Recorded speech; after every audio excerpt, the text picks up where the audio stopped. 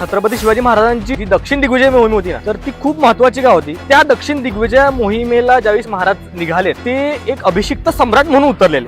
म्हणजे दख्खनचा स्वामी म्हणून दख्खनेतल्या ज्या सगळ्या सत्ता होत्या त्या सगळ्या सत्तांनी छत्रपती शिवाजी महाराजांनी होते. इंग्रजांची काही पत्र दाखवतात. इंग्रजांचं ना एक पत्र आहे, त्यात इंग्रज काय म्हणतात, राज्याभिषेकानंतर पावसाळ्याच्या अखेरीस रायगड सोडून शिवाजी कर्नाटकात उतरलाय आणि त्याच्यासोबत 40,000चं पायदळ, 20,000चं घोडदळ आहे आणि अमाप संपत्ती त्यांनी तिथं लुटली आहे आणि ती सगळी संपत्ती पुढील अनेक लढायांसाठी त्याला उपयुक्त ठरणार आहे. म्हणजे इंग्रजांना पण माहिती आहे की महाराजांनी लुटलेली जी संपत्ती आहे ती सगळी लढाईसाठीच कामाला येणार. इंग्रजांचा एक हेनरी म्हणून एक अधिकारी आहे, हेनरी गिरी नावाचा, तर त्याचं पत्र आहे. त्यात तर त्यांनी स्पष्ट उल्लेख केला, छत्रपती शिवाजी महाराजांनी अशी शपथ घेतली देवाला, त्यांनी असं सांगितलंय त्यांच्या की जोपर्यंत दिल्लीच्या बादशहाला आपण त्याच्या तख्तावरून खाली उतरवत नाही तोपर्यंत मी माझी तलवार म्यान करणार. म्हणजे यावरून आपल्याला समजतंय शिवाजी महाराजांचे मनसुबे काय होते, दख्खनातल्या सगळ्या सत्तांना एकत्र घेऊन दिल्लीवर आक्रमण करायचे.